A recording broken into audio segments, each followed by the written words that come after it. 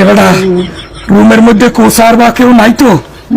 তরতরি bag লইয়া বিমান ধরতে হবে বাংলাদেশের বিমান ধরে কোনো মতে যাই গুলিস্তান, কোনো মতে যাইয়া গুলিস্তান আত্মগোপনে থাকতে হইবে 1.5 মাস। বাঙালির সামনে যদি পড়ি তাহলে মনে করো ফিস চালাইবে, ফিস এয়ারপোর্টে কোনো গাড়ি করে যাওয়া যাবে না। এয়ারপোর্ট দিয়ে যাবো গরুর গাড়ির চাকার তলে হ্যান দিয়ে জামা কাপড় সব গুছা যার সিজন মেজার তা আছে। বিমানের মধ্যে সিট লাউন যাইবে না, ওই বিমানের মধ্যে বাঙালিরা থাকে চুপ হইয়া কিডনি মিডনি কান্দে উঠে গেলাইবে।